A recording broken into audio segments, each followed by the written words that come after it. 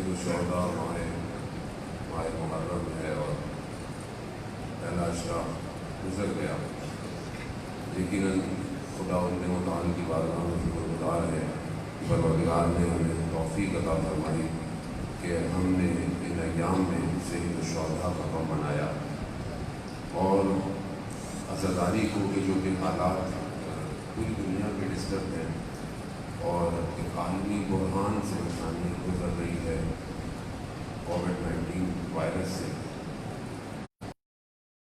ہوگا کہ 90% دنیا آلموسٹ لاک ڈاؤن میں ہے ابھی بھی، اور عزاداری بہت تھوڑے سے ملکوں میں پاسبل ہو پائی ہے۔ ایسا نہیں کہ نہیں ہوئی ہے، لیکن جس طرح ہوتی تھی اس طرح نہیں ہوئی۔ 30 لوگ 20 لوگ سے زیادہ اجازت نہیں تھی۔ خدا کا شکر ہے کہ پاکستان میں بہرحال جو ہے وہ عزاداری بہتر طریقے سے ہوئی۔ میں ماسک پہن کے آیا، آپ کو تعجب لگا ہوگا، لیکن کیونکہ بہرحال ہمیں گورنمنٹ نے جب اجازت دی تو اس نے یہی کہا کہ آپ SOPs کا خیال رکھیں، اور اگر ہم نہیں رکھیں گے تو لوگ بالکل بھی نہیں رکھیں گے، ظاہر ہے۔ تو یہ ضروری ہے کہ بہرحال ہو سکتا ہے کہ آپ کو نہ ہو، کسی اور کو نہ لگے بیماری، لیکن ہو سکتا ہے آپ بیماری کو کیری کر کے کسی اور کو لگا سکتے ہیں۔ آپ کے گھر میں بزرگ ہو، بوڑھا ہو، کوئی مریض ہو، بہرحال احتیاط کرنی چاہیے۔ اور جو میرے پاس نیوز ہے کہ بہرحال فیصلہ آباد جو ہے وہ آلموسٹ کلیئر ہے، یہاں پر خدا کا شکر ہے کہ ایسی چیز نہیں ہے۔ تو بہرحال شکر کریں زیادہ، اور اس نعمت کو، یہ جو آپ مجلس سن رہے ہیں، یہ بہت بڑی نعمت ہے، اور یہ ہمیں اندازہ نہیں ہوتا، جب نعمتیں چھنتی ہیں تو پتہ چلتا ہے۔ جیسے ہم لوگ زیارت میں جاتے تھے، ہر سال لوگ بہت سارے لوگ جاتے ہیں، کبھی فیل نہیں ہوا، اب حرم بند ہوئے تو پتہ چلا کہ زیارت کیا ہوتی ہے۔ یعنی اب اتنا انسان کا دل تڑپ رہا ہے کہ کاش میں پہنچ جاؤں، کاش حرم کھل جائیں، کاش۔ یہ احساس ہے اصل میں۔ بہرحال اب دنیا ایک نئے فیز میں داخل ہو رہی ہے۔ دنیا اس وائرس سے پہلے کچھ اور تھی، اب کچھ اور ہے، کیونکہ بہرحال یہ ایک عالمی مسئلہ ہے، یہ ایک چھوٹا مسئلہ نہیں ہے۔ اور بہرحال کانسپریسی تھیوریز اپنی جگہ، یہ صرف بیماری نہیں ہے، بہرحال یہ بایولوجیکل ویپن بھی ہے، کیونکہ اتنی تیزی سے 4 ملین لوگوں کو کوارنٹائن کر دینا آسان نہیں تھا۔ یعنی پلان ہے، سسٹم کچھ اور ہے۔ اصل شاید یہ ٹریلر ہو، بہت کچھ آنے کو ہے۔ بہرحال جب حالات بدل رہے ہوں تو اسلحے بھی بدل جاتے ہیں، اور ہماری بہت بڑی ذمہ داری ہے۔ ہمارا مسئلہ یہ ہے کہ ہم لوگ غیر جانبدار زندہ نہیں رہ سکتے۔ کیوں؟ کیونکہ ہم کربلا کے ماننے والے ہیں۔ کربلا جو ہے وہ غیر جانبدار رہنے نہیں دیتی، یعنی دنیا میں کچھ بھی ہوتا رہے ہمیں اس سے کیا۔ کربلا یہ نہیں کہتی، کربلا کہتی ہے جہاں ظلم ہے وہاں پر اس کے مقابلے میں کھڑا ہونا پڑے گا۔ ظالم شکلیں بدلتا رہتا ہے اور آج بھی بدل رہا ہے۔ تو بہرحال ہم اپنے حساب سے اپنی چیزوں کو، اپنی گفتگو کو، اپنے کام کو مل کر اپنے ملک سے، اپنے شہر سے اس کو دور کریں، اور آنے والی اس حکومت کا کہ جس کے انبیاء انتظار کر رہے تھے اس میں بھی قدم بڑھائیں، وہ ضروری ہے۔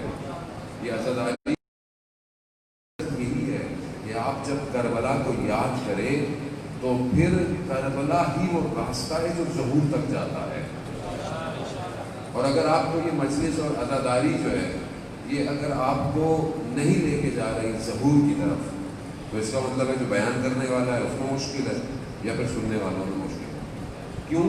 کیونکہ کربلا بار بار ریپیٹ کرنے کا مقصد ہی یہی تھا کہ ایک حق تھا، ایک باطل تھا، ایک اللہ کا نمائندہ تھا، ایک شیطان کا نمائندہ تھا۔ تو اب جب آپ کو مجھے اپنے آپ کو مشخص کرنا ہے میں کہاں کھڑا ہوں، تو یہاں پر وقت تو نہیں ہے، وقت ویسے بھی کافی گزر گیا، ٹائم دیا گیا تھا، پھر مجلس بہت لیٹ شروع ہوئی اور مجھے 9:30 کہے گئے تھے، اور بارش نے تھوڑا سسٹم ڈسٹرب کر دیا، اور بہرحال حالات میں انسان کے ہاتھ میں اختیار میں بہت سی چیزیں ہوتی نہیں ہیں، لیکن بہرحال میں زیادہ وقت نہیں لوں گا آپ کا، لیکن آپ بولیں گے کہ جب تک وقت لے آپ ایک ہی دفعہ تو مجلس پڑھنے آتے ہیں سال میں، تو بہرحال دوسری مجلس بھی ہے کل آپ کے شہر میں ایک اور جگہ پر انشاءاللہ خدا وہاں توفیق دے۔ تو بہرحال دو چیزیں بہت امپورٹنٹ ہیں یہ اس آنے والی حکومت کے لیے، بہرحال میرا گفتگو جو ہے وہ ساری زندگی کا وہی ہے، یعنی امام کی طرف پڑھو۔ اگر اپنے امام کو نہیں پہچانا تو تاریخ میں یا لیتنی پڑھتے رہو، کوئی فائدہ نہیں۔ اپنے وقت کے امام کو پہچانو، اپنے وقت کے امام پر ذمہ داری پہچانو۔ لوگوں نے نہیں پہچانا، ایک امام 14 سال زندان میں رہا، لوگوں نے نہیں پہچانا، امام جو ہے وہ اپنے گھر میں نظر بند رہا صابرہ کے اندر۔ خود ایسا نہیں تھا کہ جو قریب لوگ نہیں، جو ان کی ذمہ داری امام نے دی تھی وہ پہچانتے تھے اور انہوں نے اپنا کام کیا، لیکن ہم کب تک ایسے رہیں گے کہ امام غیبت میں رہے گا؟ ہمیں تبدیل ہونا ہے نا، امام تو امام ہے، امام کی امامت میں کوئی فرق نہیں آتا اگر کوئی اس کو نہ مانے۔ کیوں؟ کیونکہ وہ اللہ کا نمائندہ ہے، اور وہ اللہ کا نمائندہ ہے، خدا نے اس کا انتخاب کیا ہے، اور خدا نے جب اس کا انتخاب کیا ہے تو وہ ہے، ایک فرقے کا امام نہیں ہے۔ یعنی آپ یہ نہ سمجھے کہ شیعوں کا امام ہے نا، ویسے بھی یہ آخری امام اہل سنت جتنے بھی فرقے ہیں، وہ حتیٰ جتنے مذہب ہیں، مسیح یعنی کرسچن، یہودی، زرتشت، حتیٰ بدھسٹ، جتنے بھی مذہب ہیں، ان سب کی کتابوں میں آخری زمانہ لکھا ہوا ہے، اور اس آخری زمانے میں ایک شخص ہوگا جو نجات دے گا بشریت کو۔ اب اس کا نام الگ الگ ہے ہر جگہ، لیکن جتنی اس کی کوالٹیز ہیں وہ ایک ہی ہے، وہ اس کی کوالٹیز ایک ہی ہے۔ وہ نام الگ ہو سکتے ہیں، بدھسٹ کسی اور نام سے پکارے، وہ کسی اور نام سے پکارے، کوئی منشی کہے، کوئی معاشیہ کہے، کچھ بھی کہے، تورات میں کچھ اور ہے، انجیل میں کچھ اور ہے، لیکن شخص ایک ہی ہے، شخص ایک ہی ہے۔ سب سے زیادہ اوتھینٹک ڈیٹیل جو ہے وہ ہمارے پاس ہے۔ اس کی وجہ کیا ہے؟ اس کی وجہ یہی ہے کیونکہ وہ جس خاندان سے ہے ہم اسی خاندان کو مانتے ہیں، اور ہر شخص، قرآن کی آیت ہے، ہر شخص اپنے امام کے ساتھ اٹھایا جائے گا۔ اب آپ جس کو اپنا امام مانیں، آپ کی اپنی مرضی ہے، اسی کے ساتھ آپ اٹھائے جائیں گے۔ اپنے امام کو پہچاننا بہت ضروری ہے۔ اب اس معرفت کے لیے ہم کیا کریں کہ ہمیں معرفت حاصل ہو، کیونکہ وہ وہاں قرآن کہہ رہا ہے کہ ہم نے نجاست کو ان سے دور کر دیا۔ اب اگر خدا نہ خواستہ میں نجس ہوں، اب آپ بولے کہ نجس ہے غسل کر لیں، نہیں، یہ نجس ظاہری نہیں، نجس باطنی، یعنی اگر انسان اندر سے صاف نہیں ہے امام تک نہیں پہنچ سکتا. اس کو صاف کرنا ہے. دو چیزیں بہت امپورٹنٹ ہے اس نہیں یعنی اس ٹائم زون تک پہنچنے کے لیے. پہلی چیز انفرادی ہے، انڈیویجول ہے. دوسری اجتماع ہے یعنی سوسائٹی ہے. ایسا نہیں ہو سکتا کہ آپ بولیں کہ آپ سب مسجد میں بہت اچھے ہیں، مسجد میں باجماعت نماز پڑھتے ہیں، مجلس کرتے ہیں اور یہ کافی ہے. اب گھر میں کیسا ہوں، اپنی دکان پہ کیسا ہوں، اپنی پڑھائی میں کیسا ہوں، اپنی تنہائی میں کیسا ہوں، اس سے کیا فرق پڑتا ہے؟ جھوٹا بیچوں، زیادہ بیچوں، کم تولوں، پڑھائی میں چٹنگ کروں، گھر میں میرا اخلاق بیوی کے ساتھ بچوں کے ساتھ برا ہو، نہیں، ایسا شخص نہیں پہنچ سکتا امام کا. یعنی پورا شخص جامع چاہیے، یعنی مکمل چاہیے. اگر آپ مکمل ہیں تو آپ آگے بڑھیں گے. اور یہ جو معاملہ ہے یہ ظاہر سے صرف حل نہیں ہوگا، یہاں اندر صاف کرنا بہت ضروری ہے. کیوں؟ کیونکہ یہ وہ ہستیاں ہیں کہ جن کو یہ چاہتے ہیں اس کو اپنی طرف کھینچتے ہیں. اور جب کھینچتے ہیں تو یقیناً اس کے اندر ظرفیت ہونی چاہیے، اس کے اندر وہ کوالٹیز یعنی اتنی اکیوپمنٹ ہونی چاہیے کہ وہ آ سکے. مثال کے طور پر اگر کوئی بہت بڑی کمپنی آپ کو نوکری پہ رکھنا چاہتی ہے یا کوئی کمپنی آپ کو ٹھیکہ لینا چاہتی ہے، کوئی جیسے ہمارے ملکوں میں ٹھیکے ملتے ہیں، لوگ پیسے کہا جاتے ہیں، لیکن اگر آپ کے پاس کوئی ہو تو آپ کو کیا کرتے ہیں؟ آپ اپنی پروفائل کو ہائی کرتے ہیں تاکہ آپ کو یہ کام ملے. آپ کو یہ کام ملے. اب آپ جتنا بڑا کام کر لیں، ایک گلی کا کام ہو تو کتنی بڑی پروفائل چاہیے، ایک شہر کا کام ہو تو آپ کی کمپنی کی پروفائل کتنی اسٹرانگ ہو، ایک پورے ملک کا کوئی کام ہو تو کتنی بڑی ہو. اگر انٹرنیشنل کوئی کمپنی آپ کو کام دے رہی ہے تو اس کا مطلب آپ کی پروفائل کتنی بڑی ہو، کتنا آپ کے پاس ڈیٹا ہو، کتنا ایسیٹس ہو، کتنے آپ کے پاس پروفیشنل ہونے چاہیے، کتنا آپ کا ایکسپیرینس ہے، یہ ساری چیزیں ہر نوعیت کی. اب جو کائنات کا سی او ہو،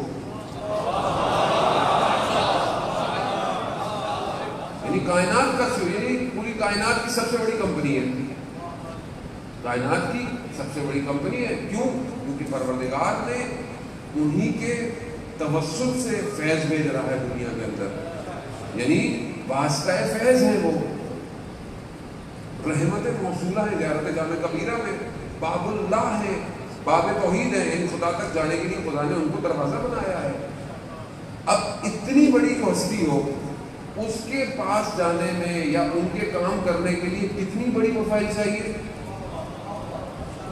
ظاہر محنت چاہیے. اب وہاں یہ تھوڑی بولیں گے میں بڑی گاڑی میں جاؤں گا تو امام مجھے بلا لیں گے. ادھر ظاہر نہیں دیکھا جائے گا، ادھر باطن دیکھا جاتا ہے. باطن ضروری ہے. پہلی شرط یہی ہے کہ انسان اپنے باطن کو پاک کرے، صاف کرے. اور یہ کون لوگ ہیں کہ جو اپنے آپ کو اس مقام پہ لا سکتے ہیں؟ بہرحال مختصراً میں بہت تیزی سے، یہ وہ لوگ ہیں جو اہل ذکر ہیں، یعنی جو ذکر کرتے ہیں. ذکر لفظی نہیں ہے، ان کا وجود ذکر کرتا ہے. اور اس ذکر تک پہنچنے کے لیے کیوں ان کو اہل ذکر بننا ہے؟ کیونکہ یہ جس جگہ داخل ہونا چاہتے ہیں وہ گھر ایسا ہے جو دائم الذکر ہے. یعنی جب کہا قرآن کہتا ہے کہ تم ذکر کرو تو روایات اس کی ذہن میں اہل بیت کہتے ہیں کہ پوچھا گیا کہ مولا ذکر کیا ہے؟ کہا نحن ذکر اللہ، ہم اللہ کا ذکر ہیں. اب اس اہل ذکر تک پہنچنے کے لیے اگر ہمیں بھی کچھ ذکر کرنا ہے تو یہ جو گھر ہے یہ گھر مٹی کے نہیں ہے. اس وادی میں آپ کو داخل ہونا ہے، یہ وادی کوئی اور ہے. اس وادی میں داخل ہونے کے لیے اپنے آپ کو اہل ذکر کرنا پڑے گا. اور یہ ذکر تب آپ کریں گے کہ جس کی پہلی شرط اصلاح ہے، یعنی اپنے آپ کو صحیح کرو. اپنے آپ کو صحیح کرنے کے لیے جو چیز ہے وہ محاسبہ ہے، یعنی اپنا محاسبہ کرو. محاسبہ کیا ہے کہ میں نے کیا کیا ابھی تک، میں کیا کرتا ہوں. یہ جو محاسبہ کرتے ہیں کہ صبح سے لے کے شام تک، جیسے ایک اکاؤنٹنٹ یا چارٹرڈ اکاؤنٹنٹ کمپنی کو آ کے پورے سال کا محاسبہ کرتا ہے کہ کیا ہوا، کہاں گیا پیسہ، کہاں گیا، آڈٹ کرتا ہے، ساری چیزیں کرتا ہے. اہل ذکر ہر روز اپنا محاسبہ کرتے ہیں. ہر روز دور کی بات، ہر لمحے محاسبے میں ہے. یہ جب کوئی کام کرتے ہیں تو یہ اس کام کے نتیجے کو پہلے پرکھتے ہیں. نہیں سمجھے نہیں آپ لوگ. جانے محترم یعنی مثال کے طور پر کیسے سمجھیں گے؟ جیسے مثلا آپ نے پاؤں باہر رکھنا ہے، جیسے پانی پڑا ہوا ہے تو پاؤں رکھتے وقت آپ کو پانی نظر آ رہا ہے نا. آپ پاؤں نہیں رکھیں گے، پاؤں ڈوب جائے گا، کیچڑ ہو جائے گا. کوئی آپ کو بولے بھائی اتنی احتیاط کیوں کر رہے ہو؟ تو آپ کیا کہیں گے؟ کہیں گے بھائی پانی ہے، میں احتیاط کر رہا ہوں. اسی طرح یہ لوگ وہ ہیں، یہ جب کوئی بھی کام کرتے ہیں تو آخرت ان کے آگے کھل جاتی ہے. یہ اس کام کے نتیجے کو دیکھتے ہیں کہ یہ جو کام ہے یہ جنت میں لے کے جائے گا یا جہنم میں لے کے جائے گا. یعنی یہ اتنے دقیق النظر ہے. اور جب مشکل کام ہے، آسان نہیں ہے یہ کام. مطلب یہ کیسے کریں آپ؟ یہاں تو انسان نہ اپنی زبان پہ کنٹرول رکھتا ہے، نہ اپنی آنکھوں پہ کنٹرول ہے، نہ انسان کے کانوں پہ کنٹرول ہے، نہ سوچوں پہ کنٹرول ہے. ہم نے تو اپنے آپ کو چھوڑا ہوا ہے نا، بس حالات جیسی لے جائیں جہاں لے جائیں. اور پھر جب انسان دنیا سے جاتا ہے تو اسکور کارڈ اس کے آگے آ جاتا ہے، یہ تم نے کیا تھا. اب وہاں آپ کہیں مجھے واپس بھیج دو، قرآن کی آیات بھی ہے کہ ہمیں واپس بھیج دو. وہ کہتے ہیں اب واپس جانے کا آپشن نہیں ہے. اب آپ کو اس سے پہلے کہ بعد میں نظر آئے کہ آپ نے کیا کیا تھا، تو کیوں آپ اپنے آپ کو اس مقام پہ نہیں لے کے آتے کہ آپ کو ابھی پتہ چل جائے کہ آپ کر رہے ہیں اس کا نتیجہ کیا ہے. یعنی آسان تھوڑی. دیکھیے امام کو 313 چاہیے. اچھا 313 مولانا ہم تو ہو ہی نہیں سکتے، وہ پتہ نہیں کون لوگ ہوں گے. بھائی پھر ہم لوگ کیا کر رہے ہیں؟ 313 نہیں ہو سکتے. 15,000 والی لیئر ہے اس میں ہو جائیں، 10,000 والی لیئر ہے 5,000. ایسا نہیں ہے کہ 313 ہی ہوں گے. 313 تو وہ ہیں کہ جو سردار ہوں گے، جو بڑے بڑے لوگ ہوں گے، ان کے نیچے کی فورسز ہوگی کہ نہیں ہوگی. تو ہم اپنے آپ کو کہیں کو پہنچائیں، لیکن پہنچانے کے لیے عام آدمی نہیں چاہیے. جانے محترم عام آدمی کو تو کوئی چھوٹی موٹی جگہ پہ کوئی نہیں بلاتا. امام کے اور تاریخ گواہ ہے کہ ائمہ کے نزدیک عام لوگ نہیں تھے. جابر ابن جوفی کہتا ہے کہ میں، راوی کہتا ہے کوفہ میں، جابر ابن جوفی کوفہ میں رہتا تھا. کہا میں کوفہ سے باہر نکلا تو میں نے جابر کو کہا اب میرا دل چاہ رہا ہے، چھٹے امام کا دور ہے، کہاں میرا دل چاہ رہا ہے امام کی زیارت کروں. کہا اچھا آؤ میرے ساتھ. کہا کوفہ سے آگے نکلے، کہا آنکھیں بند کرو، ہاتھ رکھو. اگلا قدم بڑھایا، پوچھا بنی ہاشم مدینہ میں تو آوا تھا. کہا جاؤ زیارت کرو. اب میرا میں ایک دم ہوا، میرے ذہن میں آیا پتہ نہیں کہ خواب تو نہیں دیکھ رہا میں. تو میں نے ابھی سوچا کہ یہ خواب ہے. تو جابر نے کہا یہ دروازے پہ نشانی لگا لو، جب اگلے سال زیارت پہ آنا مدینہ کی تو دیکھ لینا خواب نہیں تھا. یعنی جابر کہاں پہنچا ہوا ہے. کہتا میں اندر گیا، میں نے امام کی زیارت کی، اور کہہ رہا پھر میں نے دیکھا کہ جابر جو ہے وہ امام کے ساتھ آہستہ سرگوشیاں کر رہا ہے. یعنی اس مقام پر پہنچا ہوا ہے. یعنی قدم بڑھایا مدینہ. یہ ان کے نزدیک کچھ نہیں ہے، کچھ نہیں ہے اس لیے ہوگی، لیکن اپنے آپ کو اس قابل بنایا. اس لیے آپ کو بہت تھوڑے لوگ نظر آتے ہیں ائمہ کے نزدیک جس کے لیے امام کہتے ہیں ایسے ہو جاؤ، ایسے ہو جاؤ، ایسے ہو جاؤ. 40 لوگ نہیں ہو پائے چھٹے امام کے دور میں. 40 لوگ نہیں ہو پائے کہ امام قیام کرتے ہیں. کہنا بہت آسان ہے، آپ پریکٹس کر لیں اپنی زندگی کے اندر. آیت اللہ بہبانی فرماتے ہیں کہ میں ہمیشہ دعا کرتا تھا تو مجھے ایک بڑا شکوہ رہتا تھا، کیا کہ امام کیوں نہیں آتے، امام کیوں نہیں آتے، لوگ اتنے سارے امام کیوں نہیں آتے. کہتے میں کربلا گیا اور مولا کی زیارت پہ پہنچا اور قبے کے نیچے زیارت کر رہا تھا. آپ کو پتہ ہے نا وہ قبے کے نیچے جو گنبد ہے امام کا، اس کے نیچے دعا مستجاب ہے. یعنی وہ جگہ ہے کہ جہاں پر ہر دعا مستجاب ہوتی ہے. کہہ رہے میں وہاں کھڑا ہوا تو وہاں میں نے زیارت پڑھی، اس کے بعد میرے اندر ہی پھر پیدا ہوا وہ شکوہ، امام کیوں نہیں آتے. کہتا ہے یہ میں نے بولنا تھا، امام حاضر ہو گئے، امام حاضر ہو گئے. میرے آنکھوں میں سے پردہ ہٹا، امام مجھے دکھا دیا. امام نے کہا کہ مہربانی دیکھنا چاہتے ہو ہم کیوں نہیں آتے؟ ہاں کہا میرے کانوں سے پردے ہٹا دیے. جتنے لوگ کھڑے ہوئے تھے وہ دعائیں مانگ رہے تھے نا. کہا ایک دعا مانگ رہا ہے مجھے اولاد دے دو, ایک دعا کہہ رہا ہے مجھے گھر دے دو, ایک کہہ رہا ہے میری شادی ہو جائے, ایک کہہ رہا ہے گھر مل جائے, گاڑی مل جائے. تو کہا یہ وہ جگہ ہے جہاں دعا مستجاب ہوتی ہے, میرے لیے کوئی دعا نہیں مانگا. کوئی المیہ ہے عزیزان محترم, ہم اپنی زندگیوں میں مصروف ہیں. ہم کب اپنے آپ کو اس قابل کریں کہ امام خود ہمیں دے تمہارا تو انتظار تھا. اس کا مطلب ہے کہ میں مشکل میں ہوں عزیزان محترم. کیا مشکل ہے میری؟ میں اپنا محاسبہ نہیں کرتا. میں صبح سے شام سونے سے پہلے اپنے آپ کو وقت نہیں دیتا. میں دنیا کو وقت دے رہا ہوں. میرے پاس دنیا کے لیے بہت وقت ہے, اپنے لیے وقت نہیں. میں سونے سے پہلے سارے واٹس ایپ کے گروپ پڑھتا ہوں, سارے فیس بک کے اسٹیٹس پڑھتا ہوں, انسٹاگرام کی تصویریں چیک کرتا ہوں. اس فٹ بالر نے کیا کیا, اس ایکٹر نے کیا کیا, اس نے کیا کیا, دنیا میں سیاست نے کیا کیا, سب پڑھتا ہوں. مگر اگر نہیں پڑھتا تو اپنی کتاب نہیں پڑھتا جس پہ روز کچھ لکھا جا رہا ہے. ہر روز ایک تو وہ ہے نا کہ نامہ اعمال اوپر ہوں گے, نہیں, اسی دنیا میں جو بھی ہم عمل کرتے ہیں ہمارے وجود پر ضبط ہو رہا ہے, سیو ہو رہا ہے. اور یہ ایک ایسی پیچیدہ کتاب ہے جسے مجھے خود کھولنا ہے. لیکن تو وقت ہی نہیں ہے. یہ بس وقت نہیں ہے کہ میں رات کو سونے سے پہلے دیکھوں میں نے آج نماز اگر وقت پہ پڑھی ہی نہیں پڑھی, میں نے آج کسی کا دل تو نہیں دکھایا, میری زبان سے کسی کو تکلیف تو نہیں ہوئی, میری آنکھوں نے تو کوئی گناہ نہیں کیا آج.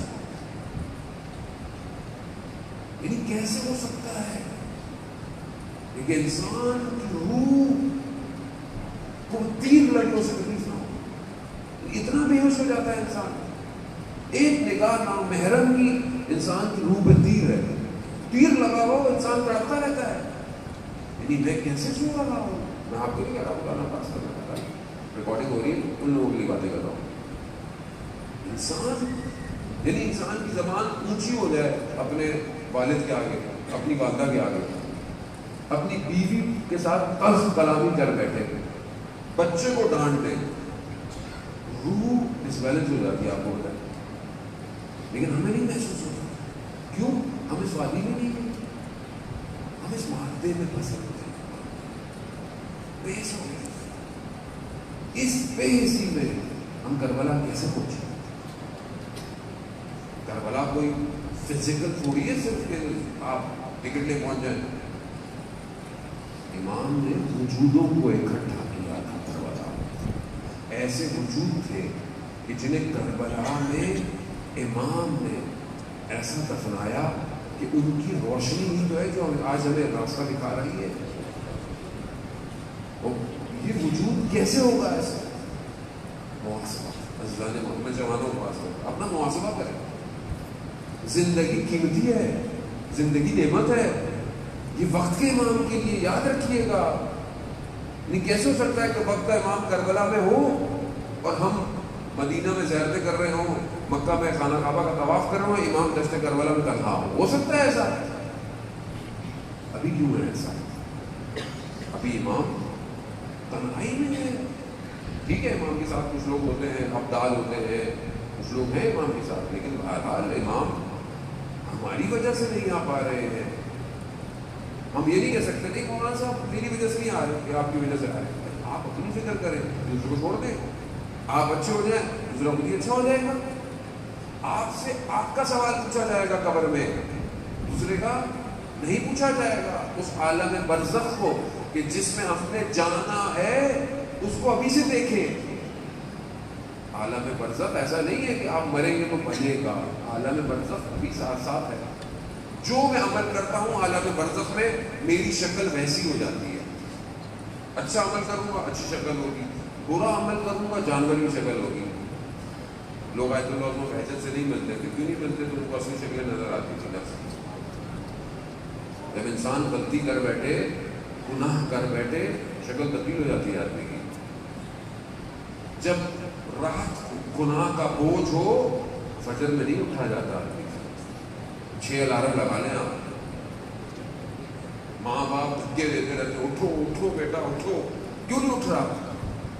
ابھی صبح فلائٹ ہو 7 بجے کی, 3 بجے رات کی فلائٹ ہو, نیند ہی نہیں آئے گی. یہ جو فلائٹ روز جنت لے کے جاتی ہے اس میں کیوں نہیں اٹھ رہا؟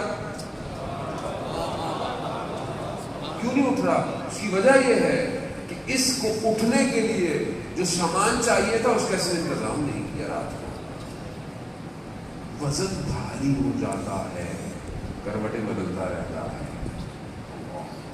کتنا سخت ہے کہ خالق کی دعوت پہ مخلوق سوتی رہے. ایک شہید کہتا ہے میری زندگی کا سب سے تاریک دن تھا کہ میں صبح اٹھا سورج نکل چکا تھا.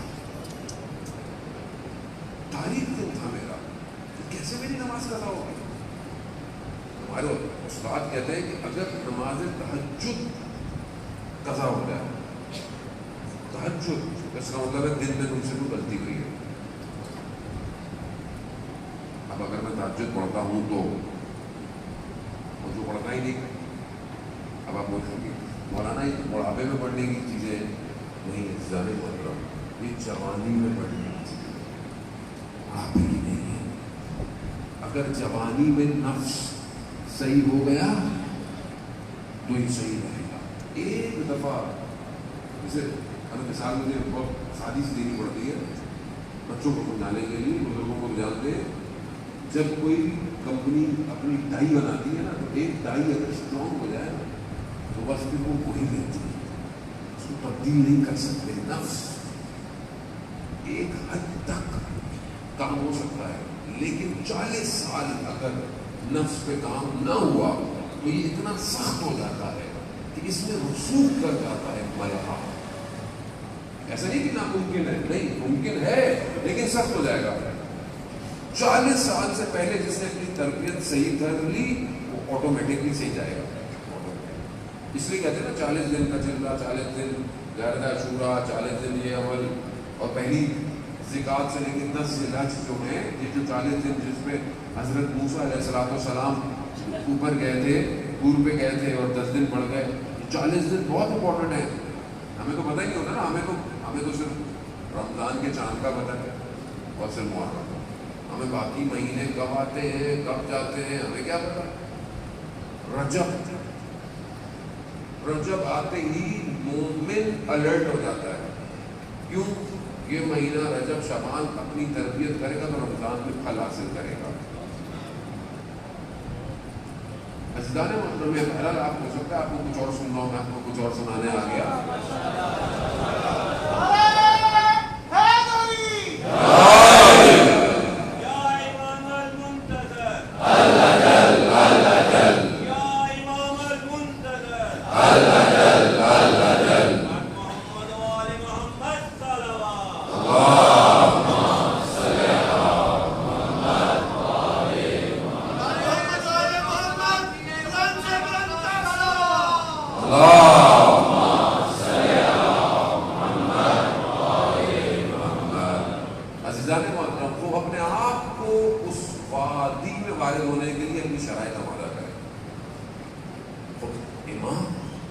امام تک پہنچنا اگر آسان ہوتا تو 72 کے بجائے 72,000 ہوتے. یہ وادی ایسی ہے, یہ بہت کچھ مانگتی ہے. اس کے لیے ظاہر ہے اپنے آپ کو اس مقام پر لانا پڑے گا, یعنی اپنی اصلاح کرنی پڑے گی. اپنے آپ کو سوچے کہ میں ابھی تک کیا کر رہا ہوں زندگی, چاہے آپ کوئی بھی ہو, اس سے کوئی فرق نہیں پڑتا. آپ باپ ہیں, آپ بیٹے ہیں, آپ اسٹوڈنٹ ہیں, آپ بزنس مین ہیں, آپ دکان پہ کام کرتے ہیں, کوئی فرق نہیں پڑتا. آپ کوئی بھی ہو, خدا کے لیے معیار تقویٰ ہے. خدا کو معیار تقویٰ ہے. آپ اپنے تقوی کو بلند کر لیں, خدا آپ کا خریدار بن جائے گا. اب انسان اپنے آپ کو اس قابل کرے نا کہ لوگ اس کو, اب انسان دنیا میں کیا کرتا ہے کہ میں اس قابل ہو جاؤں کہ جو بھی میری پروڈکٹ ہے یا کمپنی ہے وہ مجھے انتخاب کرے. اپنے آپ کو اچھا کرتا ہے نا انسان, پڑھتا اچھا ہے, اچھا اسٹوڈنٹ بنتا ہے. کیوں اچھا اسٹوڈنٹ بنتا ہے؟ کہ اس کو اچھی یونیورسٹی میں داخلہ ملے, پھر اچھا اسٹوڈنٹ اچھا پڑھے, پھر اچھی کمپنی میں وہ جاب کرے, جو بھی ہے ایکس وائی زیڈ, اپنے آپ کو اس قابل کرتا ہے نا وہ. تو ہم دنیا میں تو اپنے آپ کو اس قابل کرتے پھر رہے ہیں. دنیا میں اچھی بات ہے, اسلام منع نہیں کرتا, آپ تعلیم اچھی حاصل کریں, آپ کام اچھا کریں, آپ اچھا کمائیں, آپ اچھی زندگی گزاریں, اسلام منع نہیں کرتا. لیکن بہرحال یہ ساری چیزیں یہی رہ جانی ہیں, اور یہی ساری چیزیں کرتے ہوئے اسلام یہ نہیں کہتا کہ یہ بھی کرتے رہو اور نہیں. یعنی یہ جو تم زندگی گزار رہے ہو, اسی راستے کو تم نے ایسا کرنا ہے کہ تم نے ہماری طرف آنا ہے. یعنی تم پڑھ رہے ہو, تم پڑھائی بھی تمہیں ہماری طرف لے کر آئے. تم کام کر رہے ہو, تمہارے پاس بہت پیسہ دولت ہے, تم اپنے پیسے اور دولت کے ذریعے اللہ کی راہ میں خرچ کرتے ہوئے, اللہ کی راہ میں دیتے ہوئے چیزوں کو ہماری طرف لے کر آؤ. تم اپنے گھر کو ہو تو ہماری طرف لے کر آؤ. یعنی ہر کام کو ہماری طرف موڑ دو تو کامیابی ہے. لیکن اگر تم صرف دنیا کے ہو, یہی رہ جاؤ گے, تو دنیا میں ہو سکتا ہے تم اپنا اچھا نام بنا لو, شہرت بنا لو, ڈیزگنیشن لے لو, لیکن اگر ہماری طرف نہیں آئے تو یہ بیکار ہے. کیوں؟ کیونکہ اصل معاملہ اس کے نزدیک ہے. دنیا ویسے ہی کھیتی ہے آخرت کی, جو کرو گے وہاں بو گے. جو بھی کر رہے ہیں دنیا میں, ایسا نہیں ہو سکتا کہ آپ کانٹے لگائیں اور آپ بیٹھ کے دعائیں کریں اللہ ان کانٹوں میں سے گندم نکالیں. ایسا نہیں ہو سکتا کہ آپ کانٹے بوئیں اور اب بولیں کہ یہ میرا پورا باپ جو ہے نا بڑا وہ پھولوں کا ہو جائے. نہیں, جو آپ کریں گے وہی نکلے گا. یاد رکھیے گا, یہ ہم پر ایک لطف اور کرم ہے, ہم اس کا بعض اوقات تھوڑا سا زیادہ فائدہ اٹھا لیتے ہیں. وہ کیا ہے کہ ہم جس گھرانے کے ساتھ جڑے ہوئے ہیں, جو ان کے در پہ آ جاتا ہے, اس کو خالی نہیں بھیجتے. جو ان کے در پہ آ جاتا ہے اس کو خالی نہیں بھیجتے.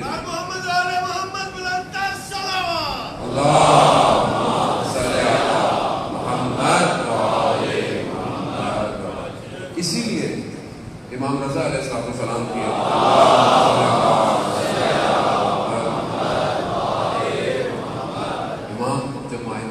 چاند آتا تھا, اور ابن شبیب کو جو امام نے روایت قائم ہے, امام نے کہا ابن شبیب جب آتا ہے تو سید الشہداء پر گریہ کرنا ہے, یعنی ہمارے جد پہ رونا ہے, بقا. اور امام کے اقوال کے مطابق یہ پہلی شرط ہے گریہ کرنا. یہ گریہ کیا کرتا ہے؟ یہ تطہیر کرتا ہے, یہ پاک کرتا ہے. امام فرماتے ہیں کہ جس نے ہمارے جد پہ گریہ کیا اس کے گناہ صغیرہ اور گناہ کبیرہ معاف ہو جاتے ہیں. معاف ہو جاتے ہیں. اب معاف ہو گئے, اللہ نے ہمیں توفیق دی, ہم مجلس میں آئے, گریہ کیا, معاف ہو گئے. اب کیا باہر جا کے پھر گناہ کریں؟ نہیں. اب پاک ہو گئے تو اب یہ کوئی اور ڈیوٹی دے گیا. اگر آپ پاک نہیں ہو پا رہے بار بار تو پھر یہ ڈیوٹی نہیں ہے. یہاں پاکیزگی اختیار کرو اور پھر ان کے پاس آؤ. ایسا نہیں ہے کہ آپ امام کو یاد کریں, امام کو پکاریں, امام تک پہنچیں اور پھر امام کا ہاتھ چھوڑیں اور بولے مولا بہت شکریہ, آپ کا انتظار کر رہا تھا, آپ کی زیارت ہو گئی, اب کیا کریں؟ آپ گھر چلے جائیں گے. امام کے گرد گھوموں, دعا تجربہ میں مولا آپ کے گرد گھوموں گا جب تک آپ کامیاب نہیں ہو جاتے. آسان نہیں ہے جانے کو. بہرحال آپ نے 10 دن مجلس سنی, آپ آگے بھی سنتے رہیں گے, 20 دن 6 مہینے, سب کچھ جو آپ کو سننا ہے سب آپ کو ملے گا, ساری باتیں ملیں گی. لیکن میں اس لیے اپنا فرض انجام دیتا ہوں کہ بہرحال میری بھی ڈیوٹی ہے, اور میری ڈیوٹی یہی ہے, خدا کا شکر ادا کرتا ہوں کہ وقت کے امام کی نگاہ ہے کہ لوگوں کو امام کی طرف توجہ کراؤ.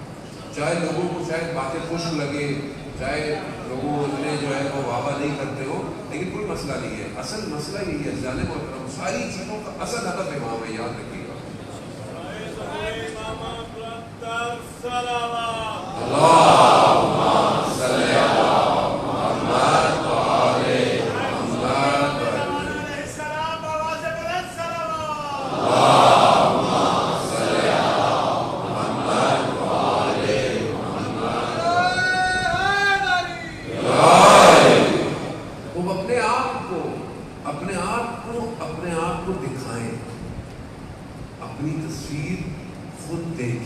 آئینے میں کیا ہوں اور میں کہاں جا رہا ہوں. میری جو زندگی گزر گئی جس کے سفید محاسن آ گئے, سفید بال آ گئے داڑھی میں, زندگی گزر رہی ہے, میں خدا کے کتنے قریب ہوا. میرے اور خدا کے درمیان فاصلہ کتنا ہے. خدا کوئی فزیکل تو نہیں ہے, مگر خدا قرآن میں کیا کہتا ہے, میں تمہاری شہرت کے قریب ہوں. خدا تو قریب ہے, میں دور ہوں اس سے. میں خدا کے وجود کو محسوس کرتا ہوں کہ نہیں کرتا. آیت اللہ عثمان بہجت فرماتے تھے کہ اگر تمہیں خدا کے وجود کا احساس ہو جائے تم کبھی گناہ نہیں کرو گے. انسان کو پتا ہو کہ کیمرہ لگا ہوا ہے, کیمرہ لگا ہوا ہے, سگنل نہیں توڑ رہا. کیمرہ لگا ہوا ہے, سگنل نہیں توڑے گا. بچہ بیٹھا ہوا ہے چھوٹا سا, گناہ نہیں کرتا. یعنی خدا اس بچے کے برابر بھی احترام کے لائق نہیں ہے, جو ہر وقت دیکھ رہا ہے, جو ہر وقت دیکھ رہا ہے. صرف آپ کو ظاہر میں نہیں دیکھ رہا, آپ کے باطن کو بھی دیکھ رہا ہے. خدا کہاں ہے میری زندگی میں, کہاں؟ جو میں نماز پڑھتا ہوں وہ تو عادت کی ہے, اس میں بھی میں اللہ اکبر کرتا ہوں تو ساری دنیا کے خیالات آنا شروع ہو جاتے ہیں. خدا سے گفتگو کہاں ہے؟ کہ میرا مولا فرماتا ہے کہ پروردگار جس نے تجھے نہ پایا اس نے کیا پایا, جس نے مجھے کھو دیا اس نے کیا پایا. امام حسین عظیم ہے, امام حسین نے جو کام کیا وہ عظیم ہے. یعنی آپ یہ سمجھے کہ ایک مقصد ہوتا ہے, ایک اس مقصد کے لیے قربانی ہوتی ہے اور قربانی عظیم ہوتی ہے, کسی بڑے مقصد کے لیے قربان کیا جا رہا ہے. اب امام حسین کی قربانی عظیم ہے, امام حسین بھی عظیم ہے, مگر اس سے بڑی عظمت اس چیز کی جس کے لیے امام حسین نے قربان کیا ہے. کیا ہے وہ؟ یہاں کروڑوں لوگ امام کی زیارت پہ جاتے ہیں کہ اللہ تعالیٰ کرے کہ جلد سے جلد ہمیں 40 امام حسین میں کربلا کی زیارت نصیب ہو. کروڑوں لوگ کربلا جا رہے ہیں, کروڑوں لوگ کس کو دیکھ رہے ہیں؟ امام کی زری کو, یعنی امام کو دیکھ رہے ہیں, امام کی طرف ہیں. کروڑوں لوگ امام کو دیکھ رہے ہیں, جو پیدل بھی جا رہے ہیں, جو پہنچے ہوئے ہیں, جو نہیں ہے وہ اپنے گھروں سے دیکھ رہے ہیں. پوری دنیا لائیو دیکھتی ہے, سب دیکھ رہے ہیں نا. امام کس کو دیکھ رہے ہیں؟ امام کی نگاہ کہاں ہے؟ امام کس سجدے کے لیے سب قربان کر رہے ہیں؟ عزیزان محترم سمجھنے کی کوشش کریں. کیا وہ میرے پاس ہے یا نہیں ہے؟ امام پورے کنبے کو لے کے چلے گئے. 1,24,000 کی محنت تھی جو کربلا پہنچی ہے. اس لیے آپ جاتے فارسہ پڑھتے ہیں, السلام علیکم یا وارث آدم صفت اللہ, السلام علیکم یا وارث نبی اللہ, یعنی سارے نبیوں کا وارث ہے جو کربلا آیا ہے. اب یہ وارث ہے, وہ وقت نہیں ہے بہرحال کہ اس پہ گفتگو کی جائے کہ کس طرح یہ وراثت آ رہی ہے, لیکن یہ عام شخص نہیں ہے, یہ امام ہے اپنے وقت کا. اور یہ وہ ہے کہ جس کے لیے رسول کہہ رہے ہو اِنَّا حُسَيْنَا, وہ رسول کے جس کی زبان سے جو کچھ نکلا وہ قرآن نکلا, وہ رسول کے جو صدیق اور امین ہے, جسے کفار مکہ یہ کہہ رہے ہو کہ یہ سچا شخص ہے, وہ جس کے لیے قرآن یہ کہہ رہا ہو کہ یہ اپنی طرف سے کوئی بات نہیں کرتے.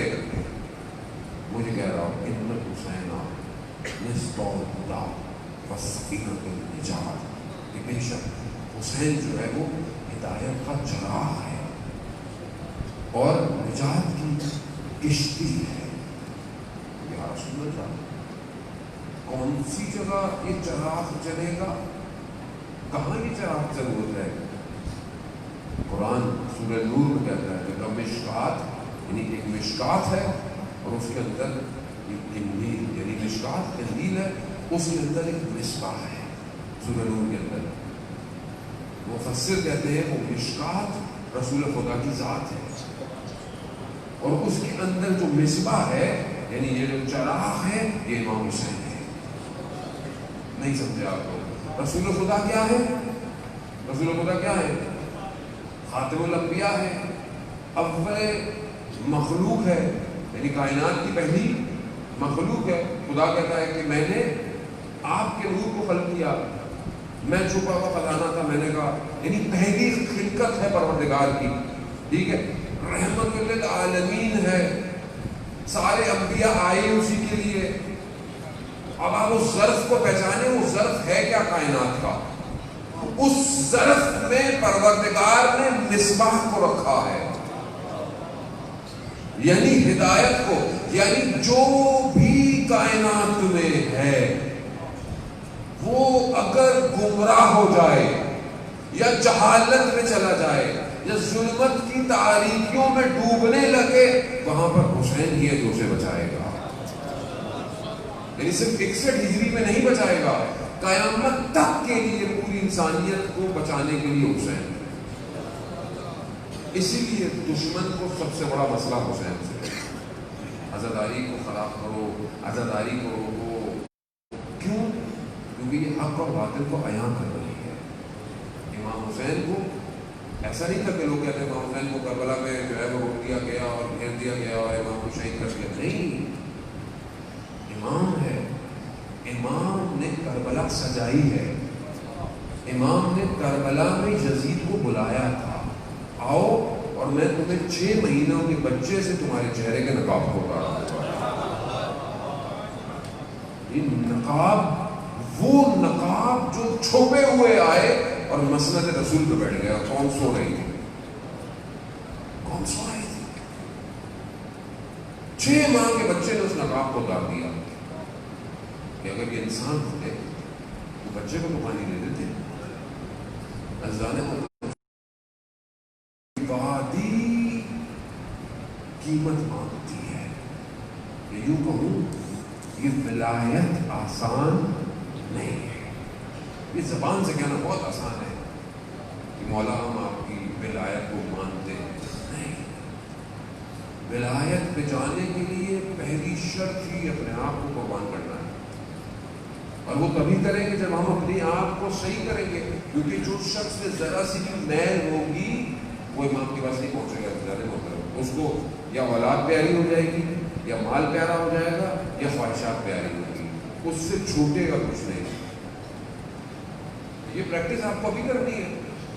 مثال کے طور پر مجھے پریکٹس کرنی ہے کہ امام اگر مجھے حکم دیتے ہیں مسجد چھوڑ دو، میں چھوڑوں گا مجلس.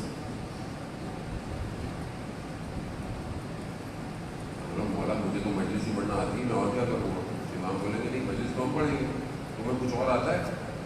تمہیں نہیں آتا. اور کیوں نہیں سیکھا؟ اس کو سیکھتے. محترم یہاں یعنی ہمیں ہر شخص کو اپنے اندر اگر صلاحیت نہیں ہے تو اس کو اجاگر کریں. آج دنیا میں وار ہے، جنگ ہے. آج جنگ کا اسلحہ تبدیل ہو گیا ہے. آج سوشل میڈیا پہ جنگ ہے. آج سائبر وار ہے. پوری دنیا کے اندر سائبر وار ہے. اب سائبر وار کا اسلحہ کچھ اور ہے. جوانوں کو سیکھنا چاہیے. ہر چیز فارورڈ تھوڑی کرنے کی ہوتی ہے. ہر چیز تھوڑی آپ فارورڈ کرتے رہے، اس نے یہ کہہ دیا، اس نے یہ کہہ دیا، اور تفرقہ ایجاد ہوتا ہے. دشمن آپ کے سامنے ہے. جس طرح پاکستان میں فرقے واریت کے لیے سوشل میڈیا کو جو ہے وہ آگ بھڑکا رہا ہے. اب یہاں بہت ضروری ہے کہ جہاں ہمارے مجتہدین کا فتویٰ یہ ہو کہ اہل سنت تمہارے بھائی ہیں بلکہ تمہارے نفس ہیں، ان کے مقدسات کا احترام کرو. تو پھر ہم سب کیوں اجتہاد کر رہے ہیں؟ تو اس کو پہچانے، سمجھیں. یعنی یہ آپ اس کو یہ مت سمجھیں آپ کو عقیدہ بدلنے کو کوئی نہیں کہہ رہا. آپ جو عقیدہ ہے وہی ہے. آپ اپنے عقیدے کو اپنے پاس رکھیں جہاں آپ بول سکتے ہیں جہاں، لیکن جہاں پر کچھ چیزوں کو کہا گیا اس کا خیال رکھیں. اس کی وجہ کیا ہے؟ اس کی وجہ ہے کہ دشمن چاہ ہی رہا ہے. بھائی ہر دور میں پروپیگنڈا الگ ہوتا ہے، ہر دور میں سازش الگ ہوتی ہے. وہ چاہتے ہیں کہ پاکستان جیسے وطن میں کہ جہاں سب لوگ محبتوں سے رہتے ہیں. کیوں رہتے ہیں محبت سے؟ تکلیف ہوتی ہے. فنڈنگ آپ کو پتا کہاں سے آتی ہے؟ دنیا فرقہ واریت ایجاد کر رہے ہیں.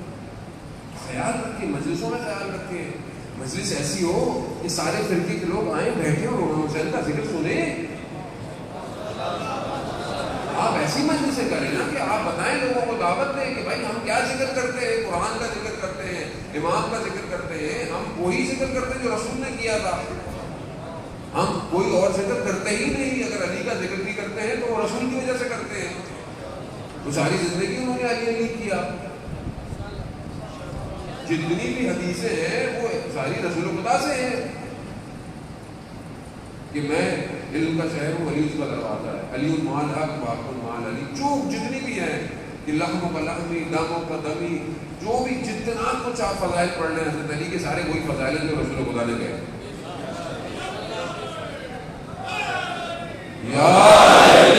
تو یہ بات کریں اور جاذابیت کی بات کریں اور امام کی بات کریں. آخری امام سب کا مشترک ہے, اس پہ اختلاف ہی نہیں کسی کو. ہاں ان کے کتابوں میں امام پیدا ہوں گے تو کوئی فرق نہیں پڑتا. اگر ہمارے غیبت میں ہے پیدا ہوئے ہوئے ہم کیا پیدا ہے شخص ایک ہی, جب آئیں گے تو ایک ہی شخص آئے گا. تو آپ اس ایک کی طرف بڑھے نا سارے, اور جو بڑے بڑے اختلاف ہیں جب امام آئیں گے تو کلیئر کر دیں گے. عزیزان محترم سمجھے, حالات کو سمجھے. ہم بہت نازک ہوں, ان ایام ہماری عزاداری بہت قیمتی ہے اور دشمن چاہتا ہے یہ خراب ہو. اس لیے ہمارے ممبروں میں بعض لوگ ایسے آ جاتے ہیں جو اختلافی باتیں کرتے ہیں, فرقہ واریت کی. آپ کا فرض بنتا ہے اول تو آپ ایسے لوگوں کو دعوت نہ دیں جو آپ کو پتا ہو, لیکن اپنا اصول بنائیں. جس عالم کو, جس ذاکر کو, جس منتخب خواہ کو, جس کو بھی بلاتے ہیں تو اس کا اس کے 4-5 مجلسیں سنیں تو صحیح انٹرنیٹ پہ دیکھیے صحیح یہ پڑھتا کیا ہے, یہ کیا کیا پڑھتا ہے. پھر جب وہ آئے اور اگر وہ کچھ اور پڑھے تو پھر آپ بولے گے اس کی غلطی ہے بھی آپ نے اس کو سن کے بلایا. لیکن جب آپ کو پتا ہے پڑھ کیا رہا ہے, صرف ناموں میں مت جائے عزیزان محترم. خدا کے لیے یہ دین رسول کے گھر کا ہے. اس دین کو بچانے کے لیے امام حسین نے اپنے علی اکبر کو قربان کیا ہے. ہم صرف اپنے بابا کے چکر میں رش زیادہ آئے گا, بڑا مجمع لگ جائے گا, جی میری مجلس بڑی ہوئی, تباہ نہ کرے دین کو. خاص طور پر وہ لوگ جو مجلسیں کرواتے ہیں, جو بانی ہے, سمجھنے کی کوشش کریں. روز قیامت میں اگر آپ نے کسی ایسے شخص کو بلایا اور اگر مجلس میں بیٹھا ہوا ایک شخص گمراہ ہوا, قیامت میں آپ کو جواب دینا ہے. آپ سے پوچھا جائے گا جس کو بلایا تھا تم نے. سمجھنے کی کوشش کریں. ہر وہ مجلس جو امام زمانے تک لے کے جا رہی ہے وہی مجلس. ماشاءاللہ یا امام المنتظر یا امام المنتظر. عزیزان محترم, بہرحال یہ اس لیے نہیں کہ میں مہمان کے لیے پڑھتا ہوں تو آپ نہ, میں بھی نہیں پڑھتا, مجھے بھی نہیں بلائیے. میں معیار نہیں ہوں, معیار اہل بیت ہے. شخصیت پرست نہ بنے, معیار پر کے. اس معیار پہ جو ہے بسم اللہ, نہیں ہے خدا حافظ. اپنے عقیدوں سے مت کھیلنے دیں لوگوں کو, اپنی نسلوں کو برباد نہ کریں. علم, قرآن, تفاسیر اور خود پڑھیں, کتابیں پڑھیں. کتابیں پڑھنے کی عادت ڈالیں. ہمارے تو کتابیں کو نہیں پڑھتا. کتابیں پڑھیں, معارف کو بڑھائیں, امام کی معرفت حاصل کریں. امام کسے کہتے ہیں, امام کون ہے؟ امام وہ ہے جو چھٹے امام جعفر صادق علیہ السلام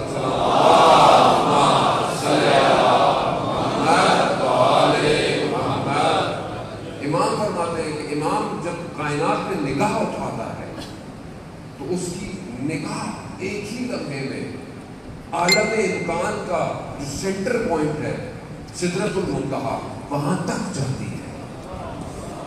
وہ ہے امام. امام وہ ہے جو بیک وقت ہر عالم میں حاضر ہے. یعنی ملائکہ بھی فیض لے رہے ہیں دوسرے عالم میں, اور یہاں ساری دنیا فیض لے رہی ہے. اور اگر ہم اپنے آپ کو بڑھائیں گے اوپر تو ہم دوسرے عالم میں پہنچ کر دیکھیں امام ہے کیا.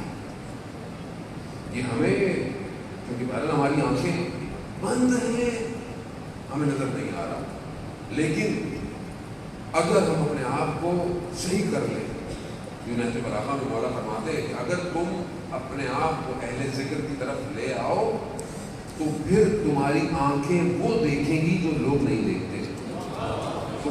کان وہ سنے گی جو لوگوں کو سنائی نہیں دیتا.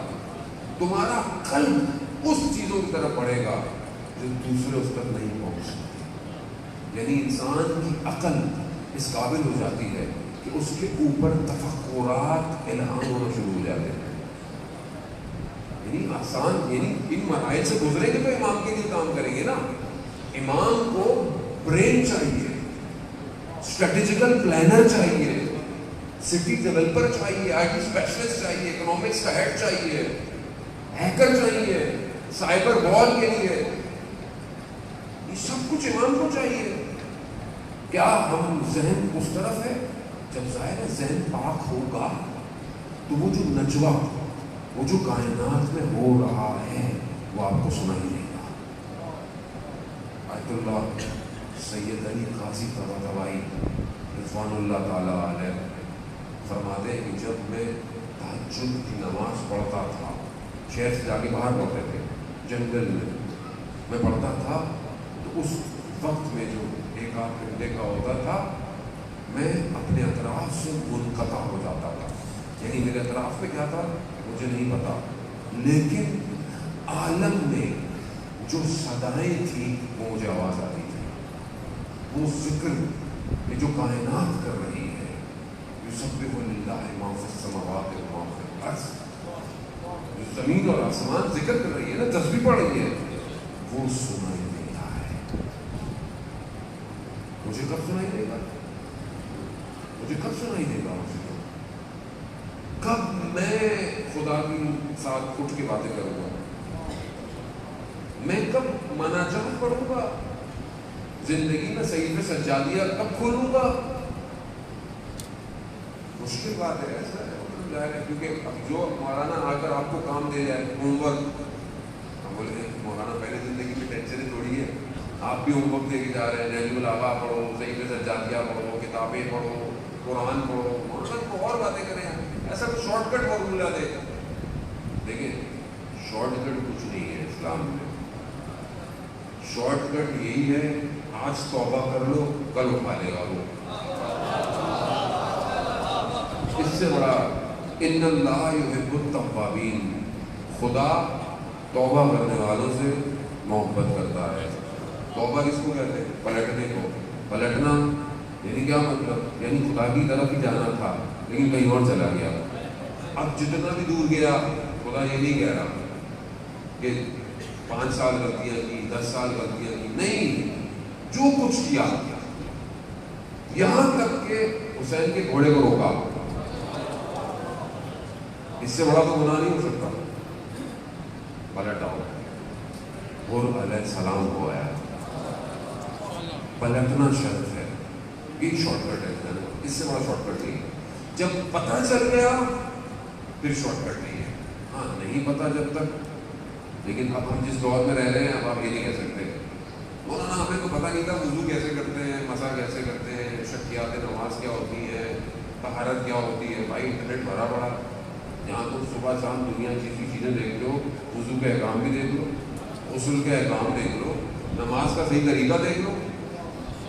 جو نماز میں سورتیں پڑھتے ہیں اس کی قرأت صحیح ہے، سواد اور قواد صحیح پڑھتے ہیں، سین اور صا میں فرق پتا. اب تو بڑے ہو گئے، ہمیں کیا بھائی، بڑے ہو گئے، اب پتہ سے سمجھ میں آ گیا تو اب صحیح کر لو.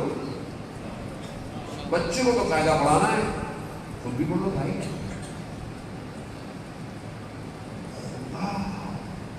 نہیں دیکھے گا لیکن اس نے کرم کیے ہوئے، بس میں مجبور ہو جاتا ہوں کرم بتانا، پھر کبھی لوگ پتھر اٹھائے جاتے ہیں. شخص روز قیامت میں جنت میں جائے گا، جنت میں جائے گا. جب جنت پہنچے گا، روایت ہے رسول اللہ سے، جنت پہنچے گا تو دیکھے گا اطراف میں. کہا کیا دیکھ رہے ہو؟ کہا میرے اہل و عیال کہاں ہیں، میرے اہل و عیال، میری بیوی، میرے بچے، میرے ماں باپ کہاں ہیں؟ کہا ان کا عمل تمہارے عمل کے برابر نہیں تھا، تمہارا عمل اس قابل تھا، ان کا عمل کم تھا. تو بندہ کہے گا پروردگار یہ میں نے عمل کیا ہی انہیں کے لیے تھا، یہ عمل جو میں اتنی محنت کرتا تھا انہیں کے لیے کرتا تھا کہ یہ بھی کمال پہ آئے. تو پروردگار کہے گا اس کے پورے خاندان کو جنت دے. وہ کتنا رحمان، وہ اتنا رحیم ہے کہ قدموں سے انسان کو بچا رہا ہے. تذکرۃ الاولیاء میں نشاپوری واقعہ بیان کرتے ہیں. میں پہلے پڑھ چکا ہوں کئی دفعہ کہ ایک لوہار تھا, اس کا کسی پہ دل آ گیا. جیسے جوانوں کے دل بہت جلدی آ جاتے ہیں. آج کل تو ویسی سوشل میڈیا ہے, ہر تھوڑی تھوڑی دیر میں دل آ رہا ہوتا ہے. تو اور اس میں بٹن بھی دل والا بنا ہوا ہے لائک کا. تو خطرناک ہے بہت. ظالم محترم, یہ ٹچ جو ہے نا زندگی کے, یہ جو ہم ٹچ کرتے ہیں نا, یہ ٹچ تباہ بھی کر سکتا ہے, برباد بھی کر سکتا ہے. یاد رکھیے گا.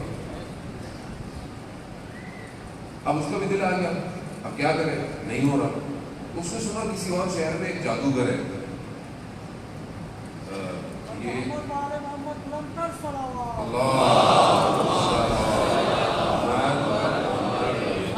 ایک اعلان ہے اور بہت ضروری ہے کہ 2 گاڑیاں ہیں جو گھر کے گیٹ کے سامنے پارک ہیں, اور ان گھر والوں کو بہت پریشانی ہو رہی ہے. یقیناً کوئی ایمرجنسی ہوگی.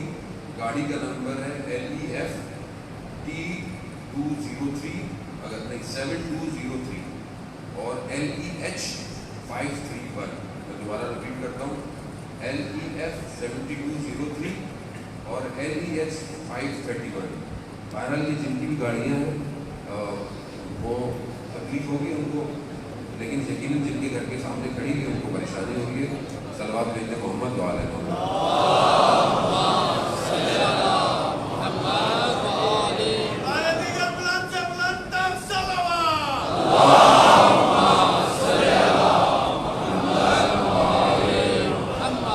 گاڑی سے لگ رہا ہے لوگ لارڈ سے مسجد سننے آئے تھے.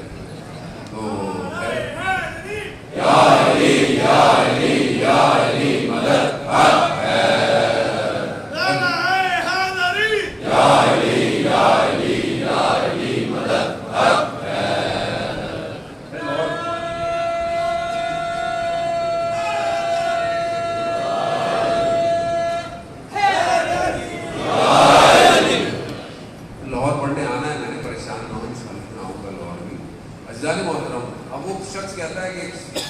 مدد دوسرے شہر میں, جیسے ہمارے یہاں عامل باغی ہوتے ہیں نا, دیواروں پہ لکھا ہوتا ہے چند دن میں محبت مل جائے گی آپ کو. وہ بھی ایسے تھا. پہلے چلا گیا, اس نے اپنا جو بھی حساب کتاب تھا اس نے کیا. اس نے کہا کہ تم نیک کام کرتے ہو کوئی؟ کہا ہاں. کہا کیا؟ نماز پڑھتا ہوں. کہتا ہے نہیں ہو سکتا. کہہ رہے 40 دن تک یہ سارے نیک کام چھوڑنے پڑیں گے. دیکھ رہے ہیں آپ, یعنی نجاست تب نفوذ کرتی ہے جب انسان طہارت کو ترک کر دے, نمازوں کو چھوڑ دے, کام. کہا 40 دن کوئی نیک کام نہیں کرنا, پھر میرے پاس آنا, پھر میں کچھ کروں گا. اب یہ چلا جاتا ہے, وہ انسان عشق میں اندھا ہو جاتا ہے. اور اس نے یہی کیا, 40 دن اس نے نیک کام نہیں کیا. واپس آیا, اس نے پھر حساب کتاب لگایا. اس نے بولا کہ نہیں ہو سکتا. پھر آپ کیا؟ آپ تم نے کوئی نیکی انجام دی ہے؟ کہا میں نے نماز پڑھی, میں نے کچھ بھی نہیں کیا. کہہ رہا نہیں, یاد کرو کوئی تو نیکی کی ہے جس کی وجہ سے جو ہے وہ میرا جادو نہیں چل رہا. کہا ہاں میں تمہاری طرف آ رہا تھا تو رستے میں ایک پتھر پڑا ہوا تھا, تو میں نے اس کو ہٹا دیا کہ کہیں کوئی گر نہ جائے, تو وہ جادوگر کھڑا ہو گیا. کہا کہ چلے جاؤ. کہا کیوں؟ کہا 40 دن نمازیں نہیں پڑھی مگر خدا تمہیں تمہارے قدموں سے بچا رہا ہے. یعنی خدا اتنی محبت کرتا ہے شخص سے. خدا جانے محترم, خدا اپنی مخلوق سے محبت کرتا ہے. حضرت نوح کہا تھا نا کہ خدا عذاب دے دے, عذاب جب نہیں مانے اتنے 100 سال تک تو کشتی بنائی تو چلے گئے. لیکن خدا نے حضرت نوح کو کہا کہ ساحل کنارے مٹی سے گھر بناؤ, چیزیں بناؤ. بنایا انہوں نے, بہت محنت کر کے سوکھ گیا, بن گئے. پھر خدا نے کہا توڑ دو انہیں. تو حضرت انہوں نے کہا, بولے گا میں نے اتنی محنت سے بنایا ہے اور تو کہہ رہا ہے توڑ دے. کہا تم سے یہ مٹی کی چیزیں نہیں ٹوٹتی, وہ میری مخلوق ہے. وہ میری مخلوق ہے, وہ خالق سب کا ہے. اور یہ جو بندے ہیں نا اس کے, یہ جو نمائندے ہیں, یہ رحمان کے نمائندے ہیں. یہ بھی جو آتا ہے اس کو واپس نہیں جانے دیتے. اسی وجہ سے امام حسین علیہ السلام آخری وقت تک ہدایت دیتے رہے. شاید کوئی یاد ہے, شاید کوئی یاد ہے, شاید سمجھے اس معاملے کو. یہ رحمان کا معاملہ. خدا نے اس لیے کوئی جہنم بنائی ہے کہ خدا کو شوق ہے. جہنم ہم خود کریٹ کرتے ہیں, یعنی اپنی جہنم ہر شخص خود بنا رہا ہے. تو خدا نے تو بتایا, میں نے نبیوں کو بھیجا, میں نے ائمہ کو بھیجا, میں نے اولیاء اوصیاء بھیجے, قرآن بھیج دی, کتاب بھیج دی, شریعت بھیج دی, سیدھا سیدھا راستہ ہے, عمل کرو, عمل کرو, اور سب کچھ تمہارے لیے. اب انسان نہ عمل کرے تو قصور کس کا ہے؟ خدا کا تو نہیں ہے. خدا نے تو نہیں زبردستی انسان کو بولا کہ برے کام کرو. خدا نے بولا ہے یہ پانی ہے, یہ حلال کھانا ہے, یہ حرام ہے, اس سے بچو. آج کل کے دور میں انسان واجبات پہ عمل نہیں کر پا رہا. آج کل کے دور میں انسان سے ترک حرام نہیں ہو رہا. کیوں؟ اتنا مخلوط مکس ہو گیا ہے کہ اب حرام نارمل ہو گیا ہے. حرام نارمل ہو گیا, یعنی بے حجاب ہونا مسئلہ ہی نہیں ہے, مکس شادیاں ہونا مسئلہ ہی نہیں ہے, گھر والے سارے بیٹھے ہوئے ہیں اور غلط ڈرامے چل رہے ہیں, مسئلہ ہی نہیں ہے. آنکھیں گناہ کرتی رہے, اتنا انسان آلودہ ہوتا جا رہا ہے. ذرا خوف نہیں. آپ کیا سمجھتے ہیں کیوں آئے 1,24,000 پیغمبر کہ انسانوں کو ایک توحید کی طرف لے کے جائیں؟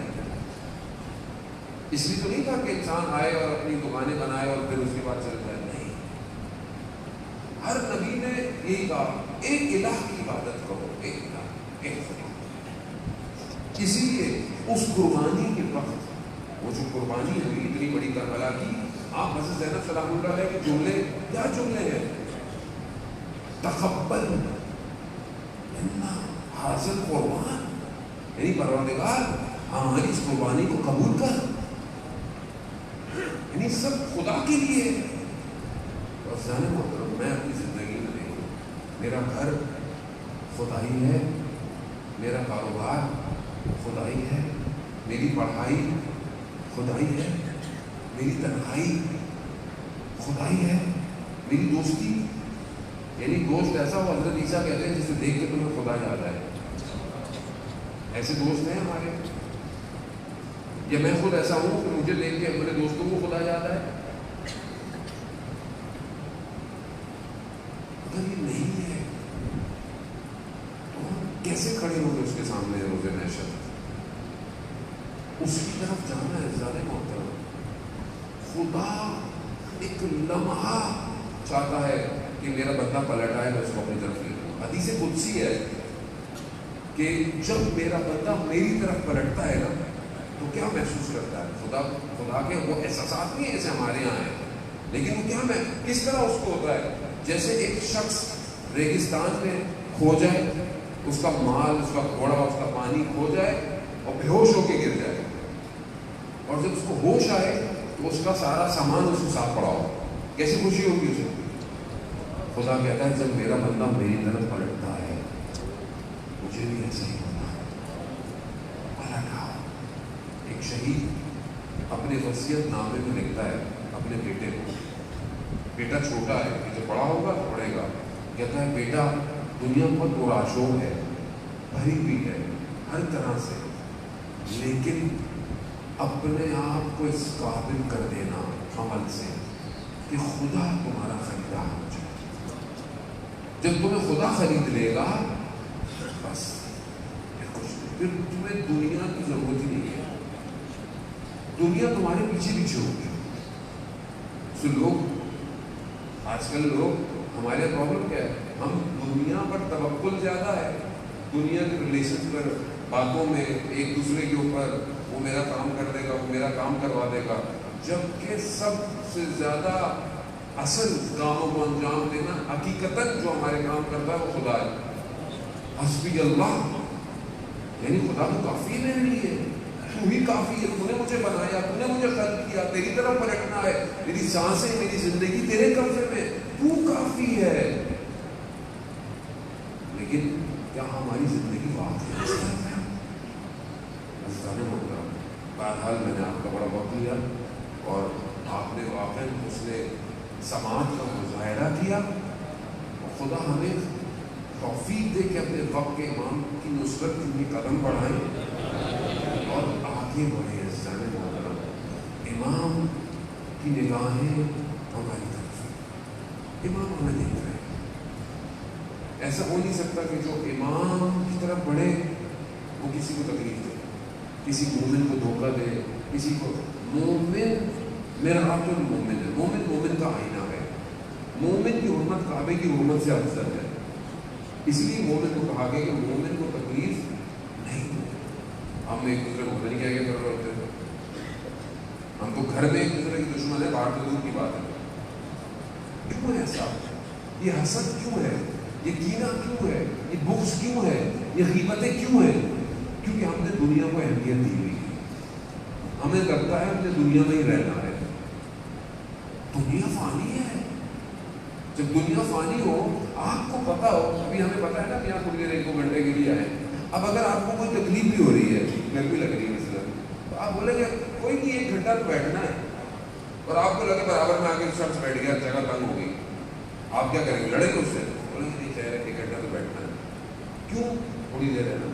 تو آپ بولا کوئی بھی بات نہیں مانیں گے. یہ زندگی ہے ہی کوئی. جب تھوڑی ہے تو جھگڑے کیسے، حسد کیسا، بہن بھائیوں سے حسد کیسا، مال کی لالچ کیسی، غیبت کیسی نیچے بیٹھ کے، تکبر کیسا، خوش کیسا، کس چیز میں خوش ہو رہا ہے؟ سب تباہ ہو جائے گا. خوش ہونا ہے اس سے پہلے بیٹھ کے خوشی، غم زدہ ہونا ہے صرف پہلے بیٹھ کے. بس آخری حدیث آپ کی خدمت میں امام جعفر صادق علیہ السلام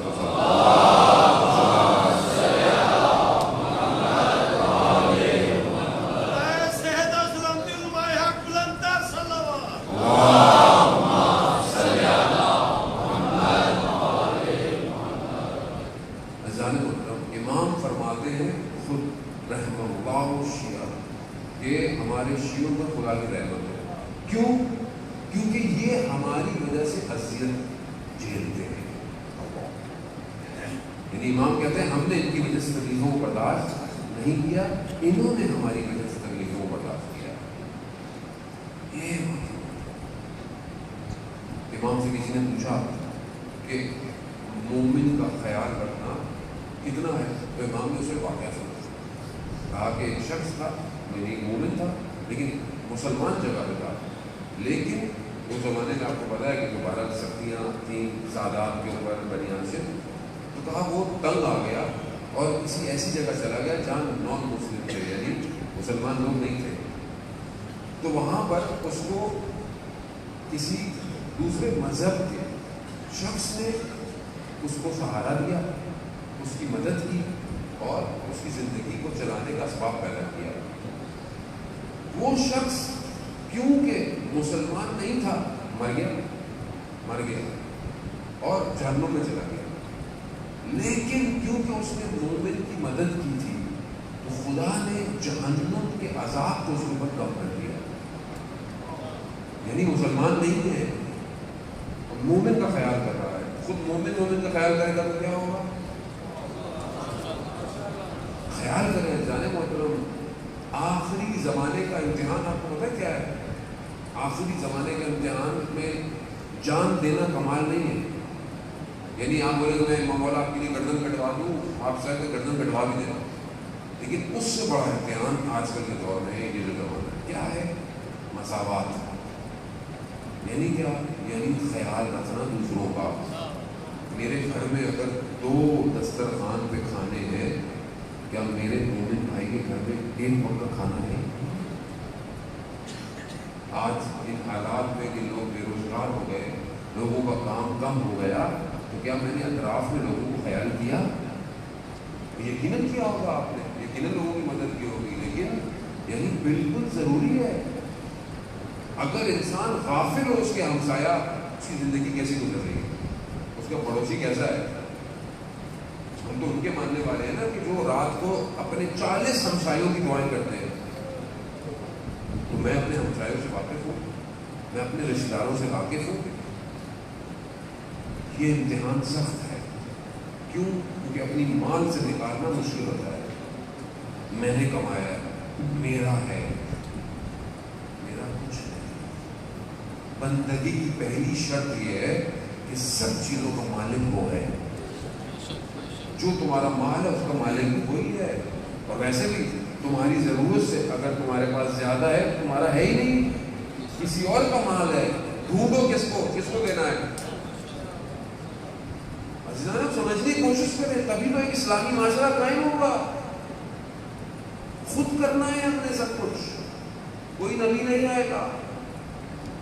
آپ حکومتوں سے، آپ حکمرانوں سے یہ ذہن میں رکھیں کہ یہ سب صحیح کریں گے، نہیں کر پائیں گے. وہ بہرحال وہ بھی محدود ہیں، اگر کام کرنے کی کوشش کریں گی تو، اگر خدا ان کو توفیق دے. ورنہ تو صرف سوکھے نعرے ہی ہیں اور کچھ بھی نہیں.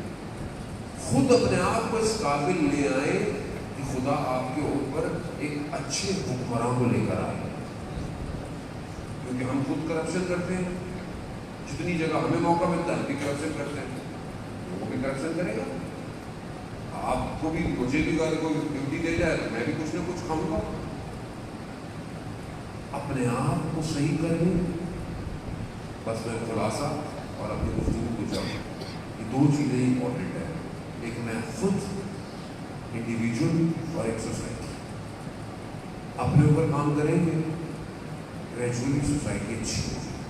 اور یہ سوسائٹی اچھی ہوگی تو آپ ظہور کے لیے اپنے امام کو دعوت دے سکتے ہیں. اللہ جل اللہ جل اللہ جل اللہ جل.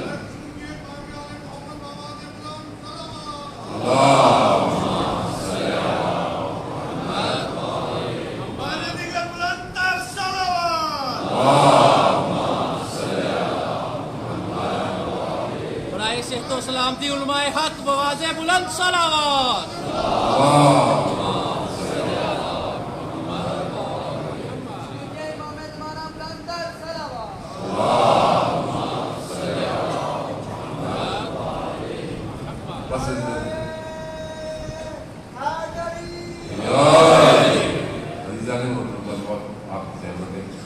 تمام ماہ محرم ہے اور غم کے دن ہے، اور بہرحال ہم نے تو جو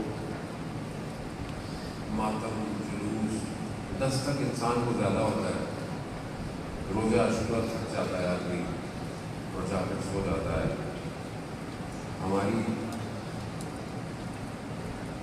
محنت اور طاقت ساری عاشورہ تک ہوتی ہے، لیکن اس گھر کا اصل تکلیف تو عاشورہ کے بعد شروع ہوئی. ہم تو اپنے اپنے گھروں میں چلے جاتے ہیں. یہ گھر شام غریبہ میں اجڑ گیا، اور یہ غم ایسا ہے کہ اس غم کا پرزہ لینے ماں مدینہ سے نکل آتی ہے. ہر مجلس، ہر عزاداری، ہر گھر جاتی ہے. اس سال اس ماں کو زیادہ گھر جانا پڑا ہوگا، کیونکہ ہر ملک میں جب امام بارگاہ میں مجلس ہوتی ہے تو 100 لوگ، 200، 1000 لوگ جمع ہو جاتے ہیں. اس سال بہت سارے ملکوں میں محرم اس طرح نہیں ہو پایا. ہر گھر میں عزاداری تھی، ہر گھر میں عزا خانہ تھا. نہ جانے یہ ماں کہاں کہاں گئی ہوگی. ایک عالم دین کہتے ہیں کہ میں محرم میں مجلس سے پڑھتا تھا تو میں محرم سے پہلے گزر رہا تھا تو ایک بوڑھی خاتون مل گئی اور مجھے کہنے لگی کہ شیخ میرے گھر مجلس پڑھ دو. تو میرا مجلس کا ٹائم جو تھا وہ شیڈول پیک تھا.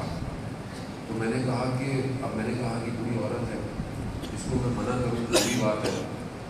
تو میں نے ایسا وقت بولا کہ جس وقت یہ منع کر دیں. تو میں نے کہا میرے پاس اگر کوئی وقت ہے تو وہ دوپہر کا وقت ہے، دوپہر 2 بجے.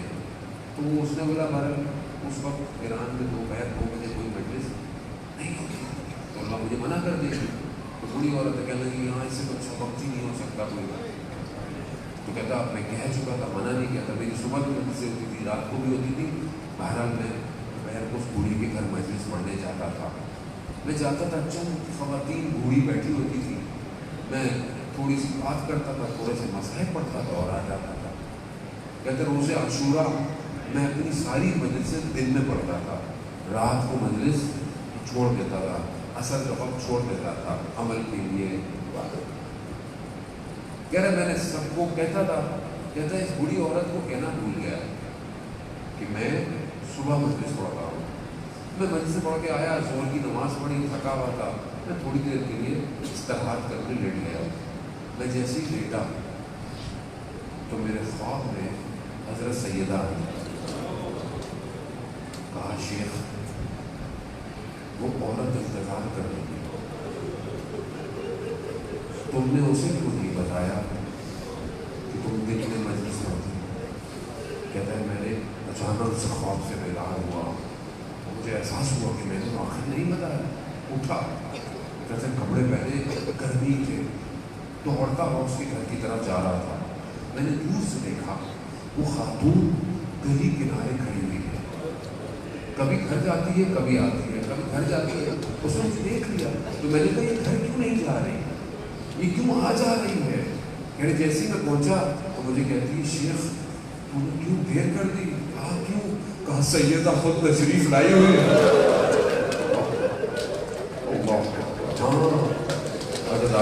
ہم دیکھ نہیں سکتے. والد کہتا ہے کہ جو میں نے خواب میں دیکھا وہ یہ خاتون اپنی آنکھوں سے دیکھ رہی ہے. ہاں تو وہ سیدہ آتی ہے, وہ اپنے بیٹے کا پوچھا لینے آتی ہے. نہ جانے روز قیامت اس لیے تو ہے کہ روز محشر بیوی تشریف لائیں گی اور بیوی کے پاس وہ خون آلودہ کرتا ہوگا, اور بیوی خدا سے کہیں گی کہ آج جو ہے وہ میرے بیٹے کا بدلہ لیا جاؤ. مقاتل روایات بڑی سخت ہے, پڑھنا بڑا آسان ہے, بہت آسان. پڑھنا اصل محسوس نہیں کر سکتا آدمی. کہا کہ امام آئیں گے روز قیامت میں محشر میں لوگوں کے پاس سامنے, کس حالت میں؟ سر بریدہ ہوگا, خون ٹپک رہا ہوگا. ابھی سیدہ کی چکیوں پیسی کمائی تھی جو رول گئی کربلا. ہاں آپ نے مسائل سنے, اتنے دن سے آپ مسائل سن رہے ہیں, لیکن اس لٹے ہوئے کاروان پہ کیا گزری. وہاں قربانی ہوئی ایک دفعہ, لیکن یہ قربانی جو یہ اہل حرم دیکھتے رہے نا, ہر لمحے دیکھتے رہے. یعنی ہمارے سامنے اگر کوئی غم ہو نا اور دور کر دیا جائے, اس لیے کہتے ہیں نا آپ کا کوئی انتقال ہو جائے, اگر آپ بہت ملال ہوتے ہیں نا تو آپ اس کی بات اس کے سامنے نہیں کریں, غم زدہ ہو جائے گا. آپ اس کی تصویر کو اس کے سامنے نہ لائیے گا. بیٹی ہے نا, باپ یاد آ جائے گا. اب سنیں گے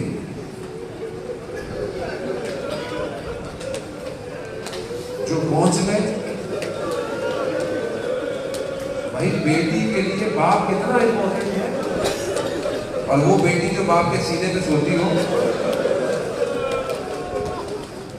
اب وہ بیٹی کیا کرے کہ جہاں جہاں جا رہی ہے جب نگاہیں اٹھاتی ہے تو نیزے پہ سر نظر آتا ہے. آپ کیسے بھولے, کیسے غم کو اپنے بھلائے. ہاں زیادہ محترم, یہ آسان نہیں ہے. یہ حضرت زینب جانتی ہیں کہ کس طرح بھائی جدا ہوا. ہاں زیادہ محترم, یہ تو وہ کاروان جانتا ہے جو 11 محرم یعنی آج کے دن مقتل کے پاس سے گزارا گیا. استاد فاطمی نیا بیان کرتے ہیں کہ آج کل مریض سے خدا نے شفا عطا فرمائے, بیان کرتے ہیں کہ کچھ مقام ایسے تھے کہ جہاں پر امام سجاد کی روح پرواز کر جاتی. وہاں ایک مقام 11 محرم کا ہے جب 11 محرم کو آپ جانتے نا امام تو بیمار ہے نا, امام بیمار ہے, امام بہت کچھ دیکھ نہیں پائے, روزے عاشورا مریض ہے. یہ بہن تھی جو دیکھتی رہی, یہ تھی جو دل زینبیہ سے دیکھ رہی ہے, یہ دیکھ رہی ہے. یہ وہ مقام ہے 11 محرم کا. ان لعینوں نے اہل حرم کو مقتل کے پاس سے گزارا ہے, مقتل کے پاس سے. اب جب مقتل کے پاس سے گزرے نا یہ, تو امام سجاد نے ایک بدن دیکھا, سر بریدہ, خاک میں اٹا ہوا, پاپ کی حالت دیکھی نہ. اس سے پہلے کہ روح قبض ہوتی, بی بی زینب نے اپنے آپ کو سواری سے گرا دیا, گرا دیا. بی بی نے وہ گریا کیا کہ دشمن بھی رو پڑا. کہا یا رسول اللہ, یہ آپ کا نواسا, یعنی بی بی کے جملے, یہ حسین ہے. یعنی وہ حالت کو گئی بدن کی, وہ بیٹی جسے شام غریبہ میں جس کے مسائل پڑھے جاتے ہیں نا, شام غریبہ میں بچوں کو جب جمع کر رہی تھی تو ایک بچہ کم ہے, ایک بچی کم ہے, تو بچی کو ڈھونڈا تو بچی کہاں تھی؟ مقتل میں. مقتل کیا ہے؟ مقتل جو ہم اتنا سنتے ہیں, محسوس کیا کبھی مقتل کیا ہے؟ بھئی دست کربلا ہے نا, بھئی کربلا ایسا تھوڑی تھا جیسے آج ہے, بھئی دست ہے, خاک ہے کربلا میں, اندھیرا ہے. اس اندھیرے میں جہاں پر سر بریدہ لاشیں ہیں وہ ہے مقتل. اب آپ خود تصور کریں کہ سارے دل کے زخم الگ, تھکاوٹیں الگ, جلا ہوا دامن, چھٹی ہوئی بالیاں,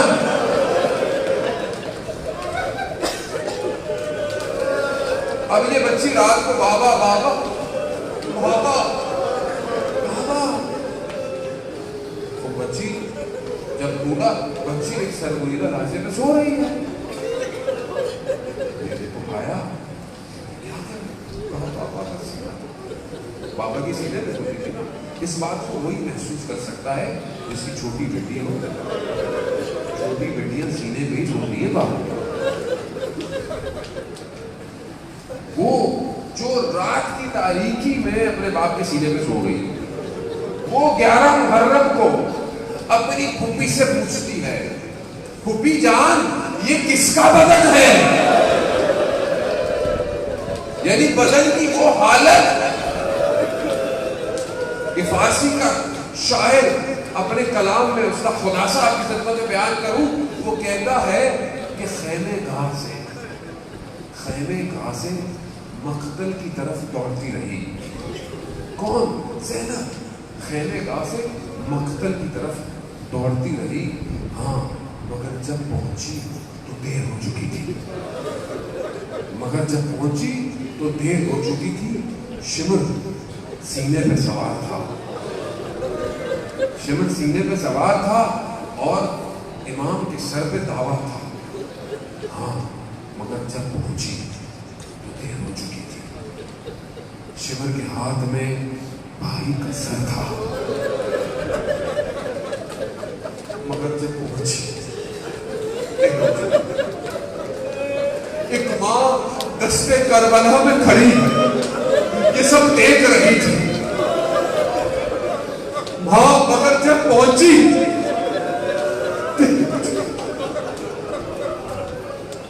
آخری فرقہ سنیں گے,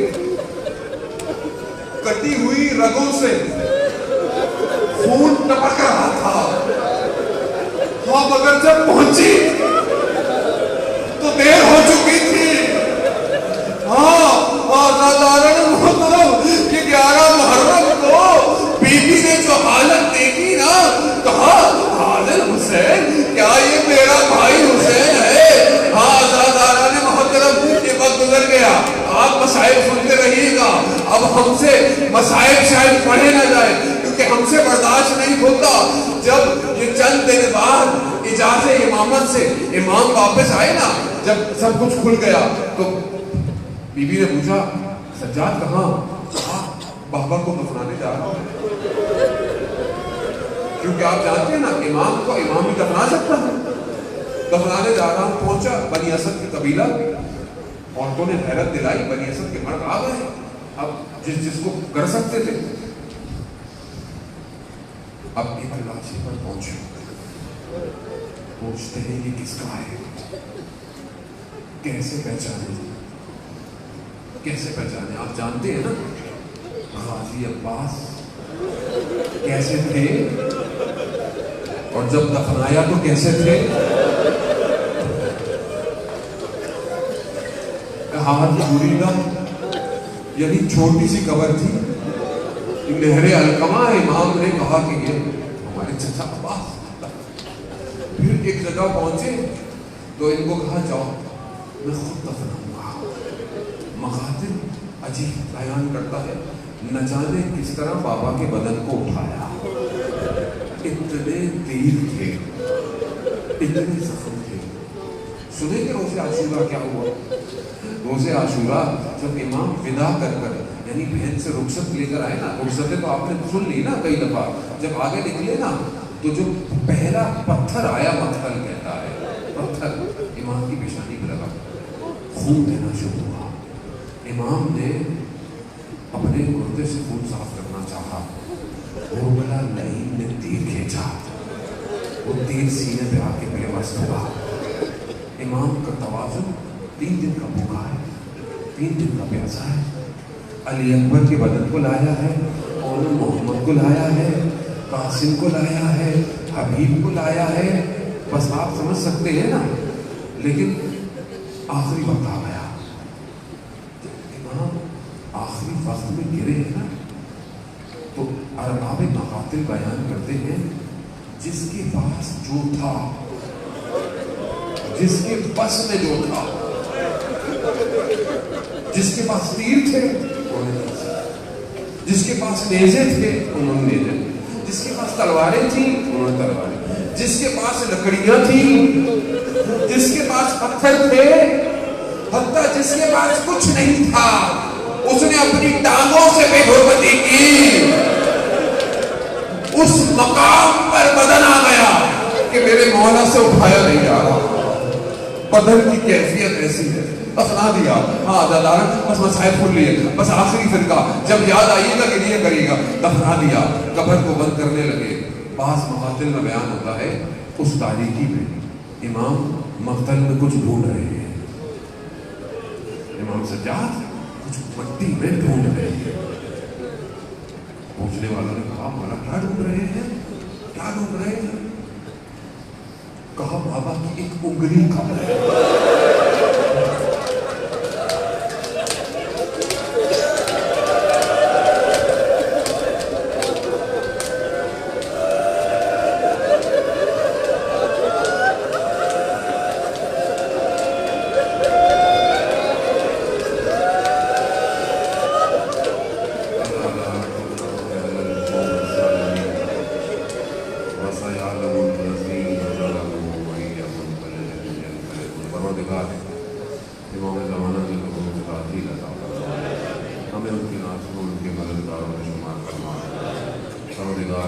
جتنے بیمار ہیں, بہت سارے لوگ بیمار ہیں, ہمارے دوستوں کے والد صاحب بیمار ہیں, اور بہت سارے لوگ اس بیماری کی وجہ سے پوری دنیا میں جہاں جہاں مریض ہے, پروردگار ان سب کو شفا کامل اور عاجلہ. جو بے اولاد ہیں حضرت علی اصغر کی سب کی اولاد صالحہ عطا فرما. جو بے روزگار ہیں رزق کے حلال عطا فرما. جو برسر روزگار ہے رزق میں ترقی اور خوشحالی عطا فرما. پروردگار جہاں جہاں مجلس ماتم جلوس عزاداری ہے سب کی حفاظت فرما. دشمنوں کے منصوبوں کو, ان کے فرقے واریت کے ان فتنوں کو اس ملک سے دور فرما. پروردگار مسلمانوں کو کامیابی عطا فرما. وطن عزیز پاکستان کو استحکامت عطا فرما. اس کے دشمنوں کو نیز کر نابود فرما.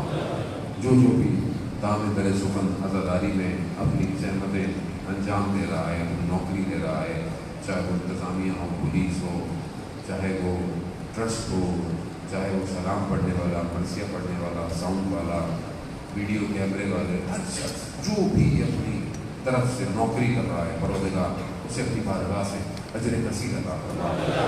پروردگار ہماری ایک ہی دعا ہے, وہ یہ ہے کہ ہمیں 40 امام حسین پر کربلا کی زیارت نصیب فرما۔ پروردگار جہاں جہاں بھی مومنین ہیں ان کی جان مال عزت آبرو کی حفاظت فرما۔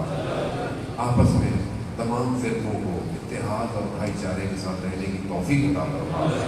پروردگار ہمیں کوئی غم نہ دے سوائے غم حسین کے۔ علماء اکرام، مراجع اکرام طول عمر اور سلامتی عطا فرما۔ پروردگار ہم خطا کار ہیں، ہم گناہ گار ہیں، ہم ان خطا کاروں گناہ گاروں کو ان ایام کے صدقے میں، شہید و شہداء کے صدقے میں، شاید کسی ایک بچے کے آنسوں کے صدقے میں ہمارے گناہوں کی مغفرت فرما۔ ہمارے گھروں کو قرآن کی تلاوت سے منور فرما۔ ہماری ماؤں بہنوں کو حضرت سیدہ حضرت زینب کی سیرت پر چلنے کی توفیق عطا فرما۔ ہمارے زبانوں کو علی اکبر کے راستے پر چلنے کی توفیق عطا فرما۔